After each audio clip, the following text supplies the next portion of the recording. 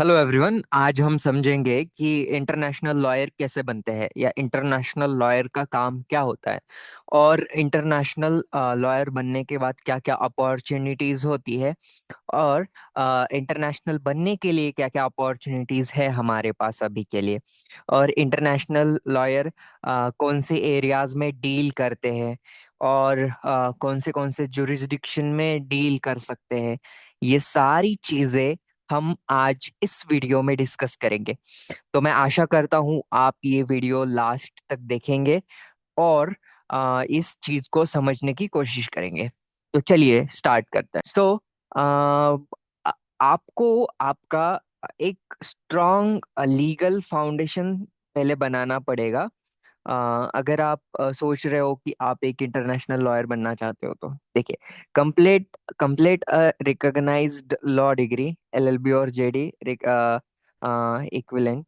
तो ये जो एलएलबी होती है आप किसी भी कंट्री से कर सकते हैं, इंडिया से कर सकते हैं, यूके से कर सकते हैं, यूरोप से कर सकते हैं। और जो जेडी होता है वो आप यूएस से कर सकते हैं, जुरिस डॉक्टर। तो ये जुरिस डॉक्टर 3 ईयर की डिग्री होती है यूएस में। ये आपको बैचलर डिग्री के बाद कंप्लीट करनी पड़ती है। जैसे इंडिया में 5 ईयर एलएलबी का प्रोग्राम होता है, वैसा यूएस में नहीं है। वहाँ पे आपको एक जेडी कंप्लीट करने के लिए पहले आपको बैचलर डिग्री रिक्वायर होती है। तो ये चीज़ें हैं। उसके बाद develop core skill in contract drafting, constitutional law, public international law. Okay. Gain clarity on common law versus civil law system. तो uh, हर कंट्री के सिविल लॉज अलग होते हैं, कॉमन लॉज अलग होते हैं। तो आपको ये दोनों सीखने पड़ेंगे और उनमें डिफरेंस देखना पड़ेगा। और देखिए, कॉमन लॉज को अगर हम समझने की कोशिश करेंगे तो वो सिविल लॉ क्रिमिनल लॉ से बहुत डिफरेंट होते हैं। Okay. So, focus early on legal research, drafting, analytical reasoning. So, in skill को भी आपको डेवलप करना पड़ेगा। ये रिक्वायरमेंट है यहाँ पे आपकी। सो गाइज, देखिए, इंटरनेशनल आप किस में स्पेशलाइजेशन देख रहे हो? ओके। बहुत इंपॉर्टेंट होता है स्पेशलाइजेशन, कि आप किस लॉ में करना चाहते हो। तो अगर आप कमर्शियल लॉ और कॉन्ट्रैक्ट लॉ में करना चाहते हैं तो इसमें भी बहुत अपॉर्चुनिटीज है, इसमें भी बहुत स्कोप है। इसके बाद है गाइज आर्बिट्रेशन और एडीआर। तो एडीआर इंटरनेशनल आर्बिट्रेशन भी बहुत फेमस है, बहुत ज्यादा स्कोप है इसमें। हर एक जो कंपनीज है, हर एक जो कॉरपोरेट ऑफिस है, वो आर्बिट्रेशन एंड एडीआर की तरफ जाना चाहता है, क्योंकि कोर्ट्स में जाएंगे तो कोर्ट का एक बहुत बड़ा लंबा प्रोसेस होता है। उसको आपको मतलब क्रैक करना है, या हम कह सकते हैं कि उसमें टाइम इन्वेस्ट करना बहुत लंबी प्रोसेस है। तो और आपकी जो फाइनेंशियल चीजें हैं वो भी बहुत इन्वॉल्व हो जाती है। तो आर्बिट्रेशन और एडीआर बहुत सेफ आजकल कंपनीज एक कह रहे हैं कि आर्बिट्रेशन की ओर जाना चाहिए हमें। ओके। ट्रेड और डब्ल्यूएचओ लॉज, तो इसमें भी बहुत स्कोप है, ये भी कर सकते हो। उसके बाद है cross border MA and corporate laws. तो इनमें अगर आप स्पेशलाइजेशन करते हैं तो आपको कॉर्पोरेट की जॉब भी मिल सकती है, और एमए के भी बहुत सारी कंपनीज को रिक्वायरमेंट होती है एमए लॉयर्स की, तो वो भी है। इसके बाद है IP technology, data protection laws. So IP और टेक्नोलॉजी में बहुत डेवलपमेंट हो रहा है, क्योंकि आर्टिफिशियल इंटेलिजेंस आ चुका है। तो अब आईपी, तो देखिए, जो कंटेंट आजकल बन रहा है या कोई भी चीज बन रही है तो एआई बना रहा है। तो वो चीज के ऊपर अगर हम देखें तो किसका कंट्रोल होगा? ये तो किसी इंडिविजुअल ने नहीं बनाई है, ये एक एआई टूल ने बनाई। तो बहुत डिफिकल्ट होने वाला है फ्यूचर में, और टेक्नोलॉजी आगे और अच्छी बढ़ेगी। फिर उसके बाद डेटा प्रोटेक्शन भी है, तो एआई की वजह से सारी चीजें चेंज होने वाली है। तो इसमें बहुत सारी अपॉर्चुनिटीज है, तो आप ये भी देख सकते हो।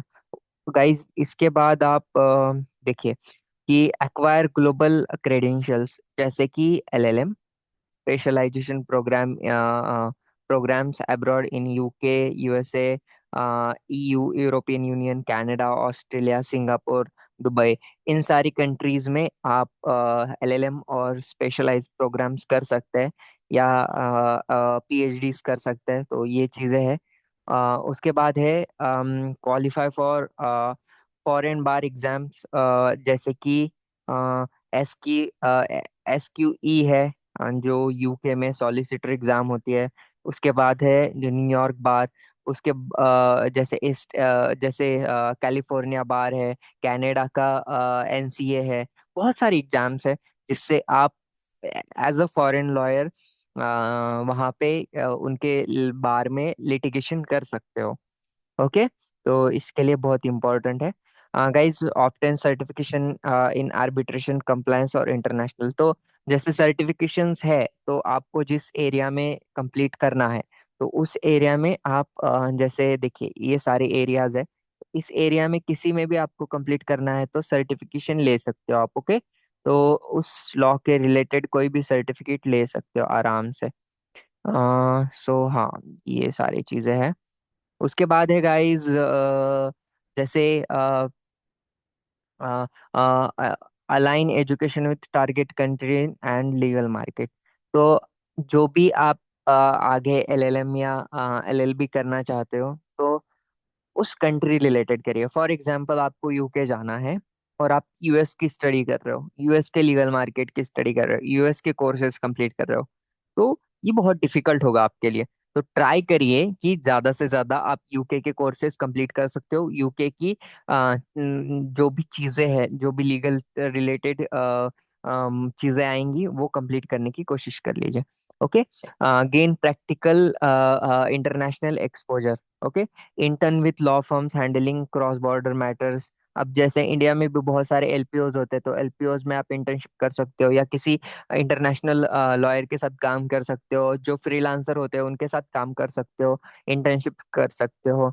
Okay, work on international contract drafting and research projects. तो फ्रीलांसिंग स्टार्ट कर दीजिए। जैसे आप किसी के अंडर इंटर्न्स भी करते हो, तो आपको ये सारी चीजें सीखने को मिलेंगी। और ड्राफ्टिंग और ChatGPT से भी आप सीख सकते हो। ChatGPT आपको बट करेक्ट डेटा वहां पे नहीं होता है, तो आप अपने एंड से वो सारी चीजें चेक कर सकते हो, एक्यूरेसी। बट वहां पे आपको सीखने को बहुत कुछ मिलेगा। अगर रिसर्च प्रोजेक्ट सीखने हैं, तो ChatGPT आपको सारी चीजें सिखा देगा, कॉन्ट्रैक्ट ड्राफ्टिंग सिखा देगा, क्लॉजेस क्या होता है उसमें, क्या लैंग्वेज यूज होनी चाहिए, सारी चीजें। उसके बाद participate in moot court arbitration competitions और ग्लोबल कॉन्फ्रेंसेस। जो भी इंटरनेशनल मूट कोर्ट कॉम्पिटिशन्स है, उसके बाद आर्बिट्रेशन कॉम्पिटिशन्स है, ग्लोबल कॉन्फ्रेंसेस होती है बहुत सारी लीगल, तो उसमें आप पार्टिसिपेट कर सकते हो। Corporate cooperate with sorry collaborate with foreign lawyer startups and legal tech platforms. तो जितने भी फॉरेन लॉयर स्टार्टअप या लीगल टेक प्लेटफॉर्म्स है, उनके साथ आप काम कर सकते हो, इंटर्नशिप्स कर सकते हो, कोलैबोरेट कर सकते हो, जैसे भी उनकी अपॉर्चुनिटीज होती है उस हिसाब से। Okay, so guys, build a global ready professional profile. Okay, create a international standard CV and legal portfolio। देखिए, CV हम लोगों को ATS फॉर्मेट में बनाना चाहिए, जो US में यूज होता है। यूरोप में थोड़ा सा चेंज यूज होता है, उसके बाद इंडिया में भी पूरा अलग है। बट आजकल जो बहुत फेमस है वो ATS फॉर्मेट है। ओके, तो ATS फॉर्मेट ये बहुत फेमस हो रहा है, और आपको आपके CV को भी बहुत ज्यादा प्रोफेशनल माना जाता है ATS फॉर्मेट में अगर आप बनाते हैं। अगर आपको ATS फॉर्मेट का CV चाहिए, तो कमेंट बॉक्स में बता दीजिए, मैं उसके ऊपर भी एक वीडियो बना दूंगा। Okay, showcase work in contracts compliance and research. Okay, तो इसमें भी आप काम कर सकते हो। Build a strong LinkedIn presence focused on global work. Okay, global law. तो लिंक्डइन का भी बहुत ज़्यादा हेल्प होती है। लिंक्डइन आपको जॉब में हेल्प करता है, इंटर्नशिप में हेल्प करता है, क्लाइंट फाइंडिंग में हेल्प करता है, क्लाइंट एक्विजिशन में हेल्प करता है। एक आपके फील्ड का नेटवर्क स्ट्रॉन्ग करके देता है। तो लिंक्डइन के ऊपर आप एक अच्छा प्रेजेंस बना सकते हैं। Network with international lawyer, law firms और इंस्टीट्यूशंस। तो देखिए, नेटवर्क कैसे बनाया जाता है, तो लिंक्डइन से भी आप नेटवर्क बना सकते हो। ओके, उसके बाद आप इंटरव्यूज ले सकते हो, या जो भी लॉ फर्म्स है उनके साथ काम कर सकते हो।